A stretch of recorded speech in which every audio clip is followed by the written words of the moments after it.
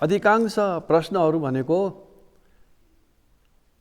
प्राय हिन्दू गुरुहरूले बुद्ध या बुद्ध धर्मको बारेमा भनेको पाइन्छ, जो बौद्धहरूलाई चित्त नबुझेको र उहाँहरूले यो प्रश्न उठाएको छ कि तेस्रो शताब्दीदेखि 300 AD 300 AD देखि हिन्दूहरूले बुद्ध धर्मलाई गौड बनाउनु, तल झार्नु, अनेक पुराणहरू रचे। यो त इतिहासकार अनुसार तेस्रो शताब्दीपछि सुरु भएको हो र 15औं शताब्दीसम्म पनि चलिरह्यो। त्यसमध्ये यहाँ पुरीका शङ्कराचार्यज्यूले भन्नुभएको भविष्य पुराण पनि पर्छ, श्रीमद् भागवत पनि पर्छ। श्रीमद् भागवत पनि त्यही भनेको छ हैन। अञ्जना सुत किकटेशु हैन। अञ्जना सुत भनेको अञ्जनाको पुत्र बाहुन्नीको र किकटेशु भनेको किकट भनेको गाया हो, बोध गाया नजिकको गाया। र त्यस्तो पुराणहरू थुप्रै रचे। विष्णु पुराण, हरिवंश पुराण, भगवत पुराण, लिङ्ग पुराण, पद्म पुराण, गरुड पुराण, भविष्य पुराण आदि आदि। र पछि अरू लेखमा पनि यो लेखेको छ। तर यसमा सबै पुराणहरूमा एकमत छैन। यो दुईटा पुराण, भविष्य पुराण र शङ्कराचार्यले भन्नुभएको र श्रीमद् भागवतमा चाहिँ ब्राह्मणको छोरा अञ्जना भनी आमा भएको र गयामा जन्मेको बुद्ध भनेर भनेको छ। र शङ्कराचार्यज्यूले यही नै पुराण लेख्नु भएको हो। तर बाँकी अरू पुराणमा त त्यसो भनिएको छैन। एक। दोस्रो, यो गयामा जन्मेको ब्राह्मण पुत्र बुद्धको ऐतिहासिकता खै त? को हो यो? कहाँ छ? उसको प्रमाण के छ? उसले कसलाई सिकायो? केही पनि प्रमाण छैन। यो त के भने शताब्दीमा रच्दै गएपछि बुद्ध धर्मको केही पनि ब्याकग्राउन्ड नभएका, बुद्ध धर्म पढ्दै नपढेका, खालि बुद्ध भनेको गलत, बौद्ध भनेको गलत भन्ने थाहा पाउने ब्राह्मणहरूले लचेको कथाहरू हो। अनि एउटा ब्राह्मणै भन्ठाने। किनभने यो ब्राह्मण किन लेखेको यहाँ भन्दाखेरि यो रच्ने बेलासम्म अधिकांश बौद्धहरू भगवान बुद्धको पालादेखि नै ब्राह्मणहरू थिए। भगवान बुद्धकै दुईटा अग्रश्रावक मौद्गलायन र सारिपुत्र ब्राह्मण हो। अर्को जुन सङ्घायनको मूल मान्छे भनेर मानिन्छ महाकाश्यप ब्राह्मणै हो। त्यसपछि दुई काश्यप भाइहरू जोसँग हजार हरेक दुईजनाको हजारवटा ब्राह्मणहरू वेद अध्ययन गरिराखेका उहाँहरूसँग ती सबै नै भगवान बुद्धसँगै शरण लिएका थिए। र यसबाट थाहा पाउँछ कि भगवान बुद्धकै टाइममा पनि धेरै ब्राह्मणहरू बौद्ध बनिसकेको थिए। यो प्रश्न पछि पनि आउँछ अर्कै सिलसिलामा कि त्यो जमानामा कतिौँ ब्राह्मणहरू बौद्ध बने, आज किन छैनन्, किन बन्दैनन् भनी यो पछिको प्रश्नहरूमा आउँछ। र पछि शताब्दीमा नि 84 महासिद्धहरूको कथा पढ्यो भने अधिकांश ब्राह्मणहरू नै थिए। शरापाद ब्राह्मण थिए, कृष्णाचार्य ब्राह्मण थिए, धेरै अरूहरू पनि ब्राह्मण जातकै थिए। तर उनीहरूले आफूलाई ब्राह्मण भने इम्पोर्टेन्स मान्दैनथे। ब्राह्मण कुलमा जन्मेका हो। बौद्ध धर्म प्रवेश भएपछि ब्राह्मण, क्षेत्री, शूद्र भन्ने हुँदैन, यो कुनै पनि रहँदैन। त्यसै कारणले यो पछि लेख्नेवालाहरू भविष्य पुराण लेख्ने र श्रीमद् भागवत लेख्ने जुन 15औं शताब्दीसम्म पनि लेखिरहेको थियो, यिनीहरू कस्तो छ भने एक अध्याय पहिलो शताब्दीमा, तेस्रो शताब्दीमा लेखेको थियो भने, तेस्रो शताब्दीमा लेखेको थियो भने अर्को अध्याय 5औं शताब्दीमा, गर्दै गर्दै गर्दै कति अध्याय 15औं शताब्दीमा लेखेको छ। यो कसरी थाहा हुन्छ भने 15औं शताब्दीको राजाको नाम पाइन्छ, 5औं शताब्दीको 10औं शताब्दीको राजाहरूको नाम पाइन्छ। त्यो टाइममा घटेको कुराहरू घटनाहरू देखाइन्छ त्यहाँ, होइन। अनि त्यसै कारणले यिनीहरूले बुद्ध भनेको ब्राह्मणै हुनुपर्छ भन्ठाने उनीहरूले, यो गल्ती हो, होइन। र दोस्रो के भने त्यो बुद्ध जुन ब्राह्मण पुत्र बुद्ध जो गयामा जन्मेको हो, होइन, उसले कहाँ सिकाए, के सिकाए, कसलाई सिकाए? अब कथा त के छ अन्य पुराणहरूमा कि असुरहरूले वेद अभ्यास गरेर एकदम शक्तिशाली भए र यदि शक्तिशाली भए कि देवताहरूलाई जित्नु थाले। अब यो बुँदामा के प्रश्न उठ्छ भने देवताहरू चाहिँ वेद अभ्यास गरेको थिएन, यो असुरले गर्नु थालेपछि उनीहरू शक्तिशाली भएर देवतालाई जित्नु थाले भन्ने प्रश्न उठ्छ। यो नमिल्ने कुरा छ यहाँ। तैपनि कथामा यही छ, ती सबै विष्णुका गुहार्नु गए र विष्णुले भने कि धन्न नमान्नु, होइन, मेरो सबभन्दा नराम्रो पक्ष माया मोह पक्षको अवतार निकालेर यिनीहरूलाई भ्रममा पार्छौँ र यिनीहरूलाई भ्रममा पारेर यिनीहरूलाई गलत मार्गमा लगाउँछौँ र त्यो गलत मार्गमा लागिसकेपछि यिनीहरू कमजोर हुँदै जान्छ। अनि कमजोर हुँदै गएपछि तिमीहरूले जित्छ, देवी देवताले जित्छ। अब यसमा पनि बुद्धलाई माया मोह अवतार भनेछ। कतिपय हिन्दूहरूले नपढेको हिन्दूहरू सोध्छ कि होइन अवतार मानेछ नि, राम्रै मानेछ नि हामीले भन्ने सोध्छ, तर त्यो त नपढेको हिन्दूहरूले भन्ने हो। माया मोह अवतार, इङ्ग्लिसमा डिसेप्टिभ, छल्नी, छलकपट गर्ने। र अब प्रश्न उठ्छ कि त्यो माया मोह अवतार मनुष्य लोकमा किन जन्म्यो? जबकि असुरलाई छल्नु आएको, त्यो त असुर लोकमा जन्मिनु पर्ने हो। यो त स्पष्टै छ। मनुष्य लोकमा जन्मिएर मनुष्यलाई सिकाएर असुरहरू कसरी कमजोर हुँदै जान्छ। अब यहाँ के भयो भने त्यो लेखकले बौद्धहरूलाई असुर बनायो, स्पष्टै देखिन्छ। तर वेदमा पनि र बौद्ध धर्ममा पनि असुर भनेको त अलगै जात, अलगै लोकमा बस्ने बासिन्दाहरू हुन्, जसलाई असुरहरू भन्छन्। मनुष्य यहाँ त मनुष्य हुन्छ, जोसुकै होस्, जहाँसुकै जन्मोस्, त्यो मनुष्य हो। त यो प्रश्न उठ्छ कि किन मनुष्य लोकमा जन्म्यो र किन मनुष्यहरूलाई सिकायो, असुरलाई नसिकाइकन।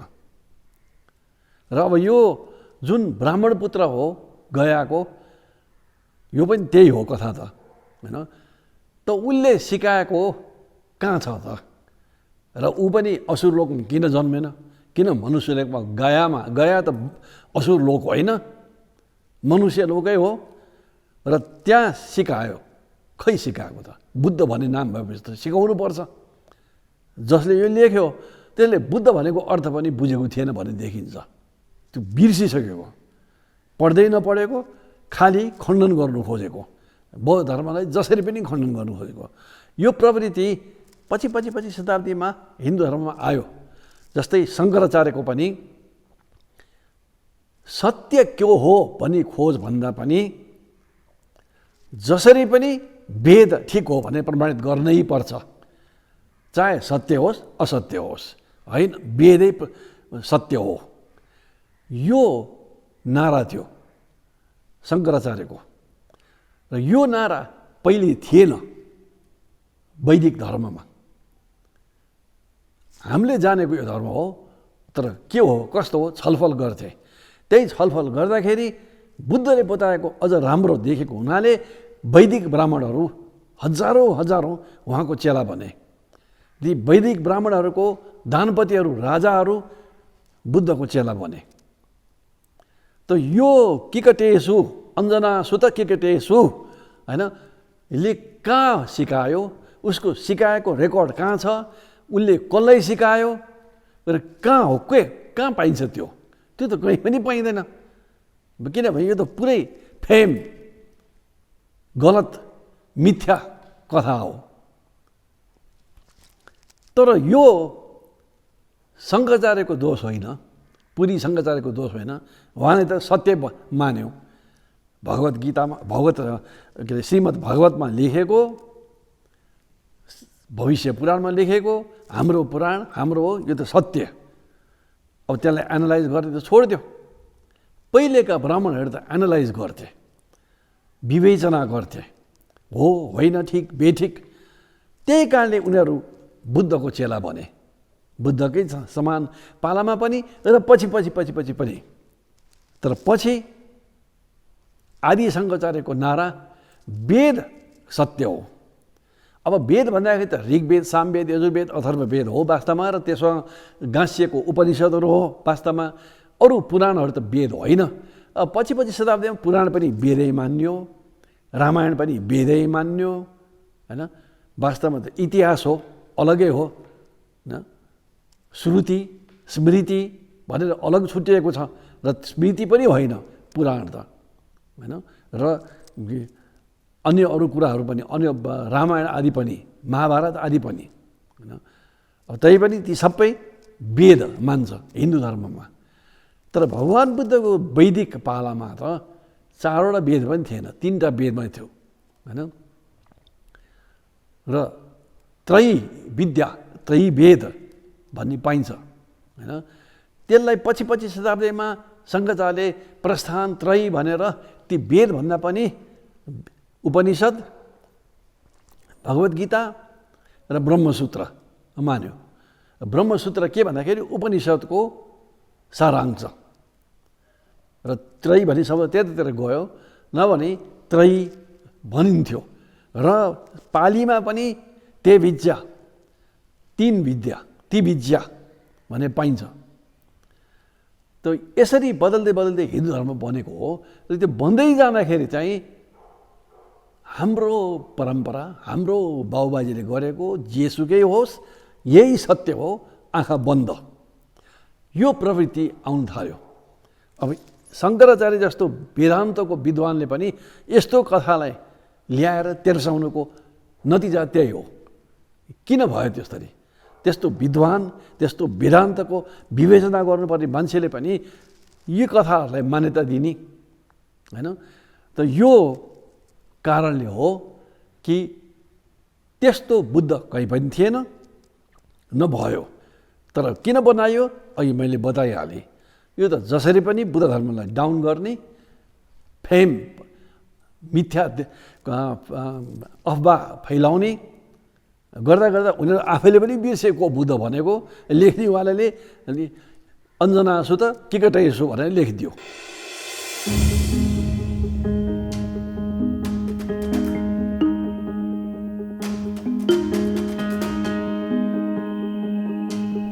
जतिसुकै विद्वान भए पनि उहाँलाई हिन्दू धर्मको बारेमा थाहा थियो, बौद्ध धर्मको बारेमा थाहा थिएन। त्यो ताका राधाकृष्णको ताका बौद्ध धर्मको ग्रन्थहरू नै इङ्ग्लिसमा निस्किएको थिएन, 1-2 अपवाद बाहेक। धम्मपदको ट्रान्सलेसन त्यस्तै अनेक। त्यतिको आधारमा बुद्धले के सिकाए र बुद्ध धर्म के भयो भन्नु सकिन। किनभने कुनै पनि शिक्षा, दीक्षा, कुनै पनि शब्दावली, कुनै पनि श्लोकको अर्थ बुझ्नुलाई पूर्वापर बुझ्नुपर्छ। त्योभन्दा अगाडि के भनिएको थियो, त्यो पछि के भनिएको थियो। धम्मपद त श्रृङ्खलाबद्ध भन्दा पनि कलेक्सन हो, विभिन्न उहाँको भनाइहरू र क्याटेगोरीमा, वर्गमा बनाएर राखेको। बुद्धले पहिले के भन्नुहुन्थ्यो तीसँग पनि मिल्नु पर्यो ती श्लोकहरू त। र त्यस्तै अन्य पनि शब्दहरू पनि। यहाँ एउटा किताब पढ्यो अनि राधाकृष्ण भयो, स्वामी विवेकानन्द भयो, सद्गुरु भयो, रविशङ्कर भयो, प्रभुपाद भयो, आदि यी सबैहरूले आफूलाई बौद्ध विद्वान मान्ने प्रवृत्ति भयो। किन? इन्डियन सबकन्टिनेन्ट, साउथ एसियामा बुद्ध धर्मको बुझाउने कोही पनि थिएन उनीहरूको भाषामा। हाम्रो नेपाली हिमाली भेगमा त थियो, तर त्यो त तिब्बती भाषामा हो र उनीहरूले उनीहरूको भाषा पनि बुझ्दैन थियो, न उनीहरूले उनीहरूको भाषा बुझ्थ्यो। र अब जे लेखे पनि त्यसको विरोध गर्ने, होइन यो त भनेको होइन बुद्धले भन्ने पनि कोही पनि भएनन्। त स्वतन्त्र भए, जे मन लाग्यो त्यही लेख्नुलाई भन्नुलाई। राधाकृष्णज्यू महामहिम राधाकृष्णज्यूको बारेको म प्रश्नतिर लागौँ। भगवान बुद्ध वैदिक थियो कि श्रमण थियो? यो राधाकृष्णनले पनि धेरै गल्ती गरेको छ र धेरै हिन्दू योगी जस्तै परमहंस योगी आदि के नाम भएकाहरू जे हो हरूले पनि गल्ती गरेको छ कि भगवान बुद्धको पालामा दुईटा मूल धारा थियो, ब्राह्मण वैदिक धारा र श्रमण धारा। यो श्रमण धारा त्यो टाइममा पनि थियो भन्ने बिर्से अहिलेका भारतवर्षका या साउथ एसियाका हिन्दू बासिन्दाहरूले। श्रमण भनी थिए। के हो श्रमण भने? श्रमण भनेको जुन वेदमा भनेको कुरालाई बाट चित्त नबुझेर छोडेर म के हुँ कस्तो हुँ आदि आदि यति नै हो जिन्दगी भने खोज्ने, तीलाई श्रमण भन्थे।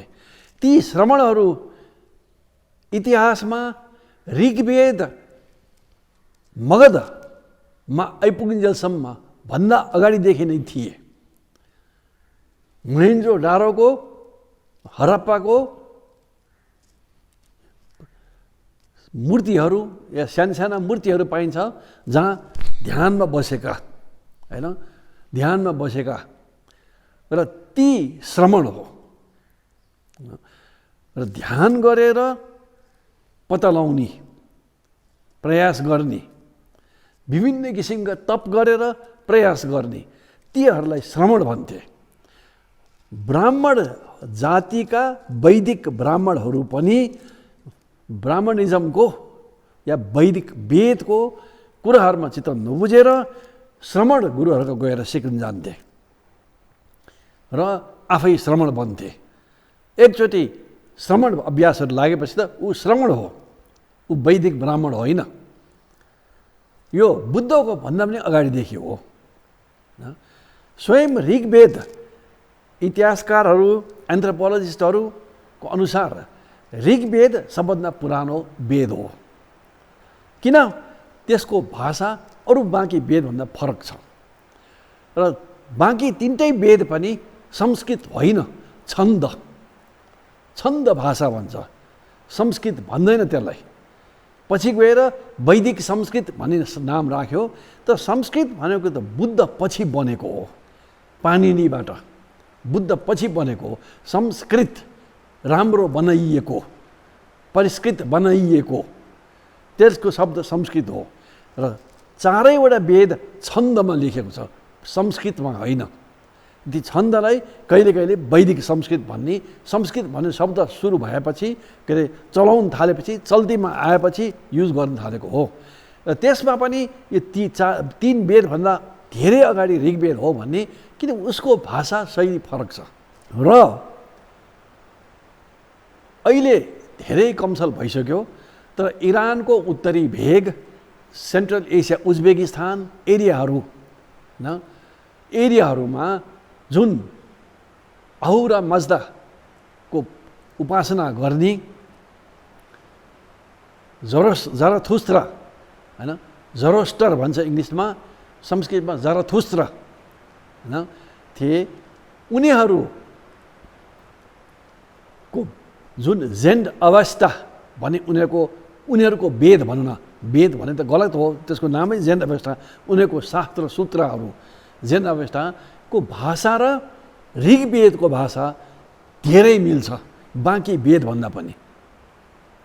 र यो पहिलो इन्डो आर्यन जातिहरू भित्र पसेर त्यहाँ आउँदाखेरि ऋग्वेद मात्रै थियो र ऋग्वेदमाबाट अरू वेद बन्दै गए। र त्यो टाइममा त्यहाँ भइसकेको श्रमणहरूसँग इन्टरेक्सन, होइन, भए। त्यो इन्टरेक्सनबाट उपनिषद निस्के। प्रश्न उठाउने, के हो आत्मा, के ज्ञान, के यो यस्तो यस्तो उठाउने होइन।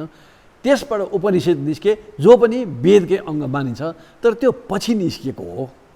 त्यसै कारण त त्यसलाई उत्तर मीमांसा भन्छ। वेदलाई पूर्व मीमांसा भन्छ, त्यसलाई उत्तर मीमांसा। पूर्व भनेको अगाडिको र उत्तर भनेको पछिको। र अब राधाकृष्णले यो बुझ्नु सकेन कि भगवान् बुद्धको पालमा टन्नै श्रमणहरू थिए, अन्य श्रमण गुरुहरू पनि थिए, जस्तै कि अहिलेसम्म पनि प्रख्यात महावीर। जैनहरूले भगवान् महावीर भनेर सम्बोधन गर्छन् उहाँलाई। उहाँ पनि श्रमण हो र त्यो श्रमण परम्परा अहिले पनि इन्डियामा छ जैनहरूमा। अब भगवान् बुद्ध एक शाक्यहरू जो जात हो, मनुस्मृति आदिहरूमा पनि स्पष्टै भनिन्छ कि यी जुन मगध आदि कोसल एरियाका जातभन्दा फरक हो। तिनीहरू तल्लो नमान्ने भनेर भनिएको छ मनुस्मृतिमा। भने पाली त्रिपिटकमा भगवान् बुद्धकै पालामा पनि ब्राह्मणहरूले अन्य जातहरूलाई नमान्ने र शाक्यहरू झन् तलो मान्ने र आफू खुब गर्व गर्ने भनेको पाइन्छ होइन। र अब शाक्यहरू वैदिक ब्राह्मण होइनन् भन्ने यसैबाट देख्छ।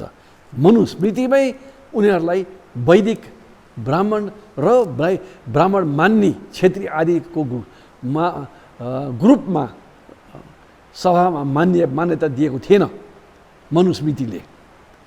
तर शाक्यहरूले यिनीहरूलाई तल्लो मान्थ्यो। ती अन्य क्षेत्री, ती अन्य ब्राह्मणहरूलाई आफूभन्दा तल्लो मान्थ्यो, किनभने उनीहरू श्रमण थिए। एक दोस्रो, भगवान् बुद्धले छोडेर घर गृह त्याग गरेर सिधै कहाँ गए? दुईटा श्रमण गुरुका सिक्नु गए, न कि ब्राह्मण गुरुका। यसबाट पनि देखाउँछ कि उहाँ श्रमण हो। नभन् त कोही वैदिक ऋषि कहाँ जानुपर्ने सिक्नुलाई? वैदिक ऋषिहरू पनि थिए त्यो टाइममा। किन वैदिक ऋषिहरू कहाँ नगएर सिधै दुईटा श्रमण गुरु, ती दुईटै श्रमण गुरु भनिन्छ कि जैन गुरु हो, महावीरका चेलाहरू। उनीहरूसँग सिके। उनीहरूसँग के सिके? समथ। र समथबाट मात्रै हुँदैन भन्ने विश्वास भएपछि उनीहरूलाई छोडेर उनीहरूले त हाम्रो अवस्थामा पुगिस्, अब त यहीँ सिका समेत भने दुईटै गुरुहरूले, अलार कलाम र उद्रक रामपुत्र। ती दुईटै ब्राह्मण थिए तर श्रमण, वेद सेद छोडेर ध्यान आदि गर्नतिर लागेका र महावीरसँग सिकेका भनिन्छ कतिले। अब ती दुईलाई छोडेपछि उहाँ बोधगया जानुभयो र बोधगयामा जब प्राप्ति भयो भनिन्छ, उहाँले के प्राप्ति गर्यो, के थाहा पाउनुभयो? अब यो राधाकृष्णले पढेकै थिएन। त अघि मैले भने कि हिजो अस्ति पनि भनिसकेको थिएँ मैले, संयुक्त निकायको धम्मचक्र प्रवर्तन सूत्रमा र नगर सूत्रमा एउटा पुब्बकेहि समासम्बुद्धेहि अनुयातो हैन, पुराण जसो पुराण मग्गो, पुरानो मार्ग, एन्सेन्ट धेरै पुरानो, पुब्बकेहि भने पहिलेका, समासम्बुद्धेहि सम्यक सम्बुद्धहरूले अनुयातो अनुकरण गरेका, मानेका, सिकाएका मैले फेरि पाएको छु। यो नगर सूत्रमा छ भने धम्मचक्र प्रवर्तन सूत्रमा चाहिँ अनुसूतेषु यो सुनिएको छैन। त्यो बेलामा ऋग्वेद त पक्कै सुनिरहेको थियो, अरू पनि अथर्ववेद बाहेक तिनटै वेद थियो। कि त्रिविद्या भने बेला त्रिवेद भन्ने थियो, तिनीहरूमा थिएन किनभने त्यो सुनिएको थिएन। अर्को, उहाँले सिकाउन थालेपछि उहाँ आफैलाई उहाँको चेलाहरूले महाश्रमण भनेर सम्बोधन गरेको छ। आफैलाई पनि श्रमण भनेको छ। अर्को पोइन्ट बुद्ध उहाँले जुन सिकाउन थाल्यो हैन, ती टिचिङ वेदमा कहीँ पनि छैन। उहाँले आफैले भनेअनुसार पनि र शिक्षा पनि छ अहिले पनि हैन। वेदमा आत्मावादी छ, यो अनात्मावादी हो। कसरी वेदमै भएको सिकायो, कसरी हिन्दू भएर जन्मेको हिन्दू भएर मरेको हैन। यो त सबै खिचडमिचड बनाएको, उहाँलाई जलाएको हुनाले हिन्दू भएर, किन हिन्दूले मात्रै जलाऊ, त्यो त करेक्ट होइन। हिन्दूले मात्रै जलाउँ, श्रमणले पनि जलाउँथे, अन्य जातहरू पनि संसारभरि गए पनि जलाउँछन्। जलाए भन्दैमा हिन्दू हुने त होइन। र उहाँले बारम्बार सिकाउनु भएको शिक्षाहरू अहिले पनि उपलब्ध छ। तर यो सिक्ने हो भने सच्चा बौद्ध सद्गुरुसँग सिक्नुपर्छ कि सच्चा थेरवादी कल्याण मित्रसँग सिक्नुपर्छ हैन। न कि अर्को हिन्दू गुरु जसले चाहिँ दाबी गर्छ मलाई बुद्ध धर्म आउँछ भनेर, र जसले कोही पनि बौद्ध गुरुहरूसँग सिकेको छैन, कुनै पनि बौद्ध सूत्र तन्त्र शास्त्र सिकेको छैन। यही शब्द सूत्र शास्त्र हिन्दू धर्ममा यी सबैलाई शास्त्र भन्छ। बौद्ध धर्ममा शास्त्र भनेको कमेन्ट्री, भाष्य, सूत्र भनेको भगवान बुद्धको वचन, तन्त्र पनि भगवान बुद्धको वचन, शास्त्र भनेको त्यसको भाष्यहरू। त बौद्ध सूत्र तन्त्र र शास्त्र अध्ययन सम्यक सद्गुरुसँग, बौद्ध गुरुसँग सिकेको व्यक्तिसँग सिक्नुपर्छ, बुझ्नुपर्छ। न कि कोही हिन्दूलाई इन्ट्रेस्ट छ भने, न कि अर्को हिन्दू गुरु जसलाई केही पनि थाहा छैन र यस्तै किसिमको कथाहरू बनाउँछन्, जुन कथा सच्चा होइन। त उहाँले सिकाउँदा पनि वैदिक ग्रन्थमा नभएका कुरा सिकाएन। वैदिक ग्रन्थमा अनात्मा छ, के वैदिक ग्रन्थमा आत्मा छैन भनेर भन्छ। अब यो कतिपय हिन्दू गुरुहरूले यसलाई पनि तोडमोड गर्छ। यो सबै आत्मा होइन नि त, जुन हामी सबै देखिरहन्छ यो आत्मा होइन नि, त्यही त अनात्मा हो नि। भगवान बुद्धले यो सबै मात्रै भनेन, यो पनि भनेको यहाँभित्र पनि होइन, त्यो पनि अनात्मा, त्यस्तो आत्मा भित्र पनि छैन। आत्मा के? शाश्वत, नित्य, कुटस्थ। अब वैदिक धर्मैको जरो या सेन्टर केन्द्र नै शाश्वत, कुटस्थ, नित्य आत्मा। बुद्धले सिकाउनु भएको अनात्मा। अनात्मा भनेको यो बाहिरको कुरामा आत्मा छैन भने होइन, त्यस्तो कुटस्थ नित्य शाश्वत आत्मा छैन भनेको हो। र त्यो बुझ्नु साँच्चीकै बौद्ध गुरु या बौद्ध ग्रन्थहरू अध्ययन गर्नुपर्छ, न कि हिन्दूहरूले व्याख्या गरेको न। शङ्कराचार्यले पनि उल्टो पाल्टो व्याख्या गरेको उहाँको भाष्यमै स्पष्ट देखिन्छ। त्यसपछि उहाँलाई अनुकरण गर्ने माधवाचार्य, रावणाचार्य, निमार्काचार्य, वल्लभाचार्य, सबै यमुनाचार्य, सबै त्यस्तै किसिमको अन्टसन्ट बुद्ध धर्ममा अन्टसन्ट लेखेको पाइन्छ। र लास्टमा आएर 19औं शताब्दीसम्म पनि विवेकानन्द, यो राधाकृष्णले विवेकानन्दले भनेको दोहोऱ्याएको हो। विवेकानन्दले ठ्याक्कै यही भन्नुभएको थियो होइन। तर विवेकानन्दले पनि कुनै पनि बौद्ध ग्रन्थ पढेको थिएन, कुनै बौद्ध ग्रन्थ गुरुसँग बसेर बुद्धले वास्तवमा के सिकायो भन्ने प्रयासै गरेको थिएन। उहाँ त रामकृष्ण परमहंसको चेला हो। रामकृष्णले बुद्धको केही पनि थाहा थिएन, केही पढेको पनि थिएन, केही पनि थाहा थिएन। उहाँले कसरी थाहा पाउँछ?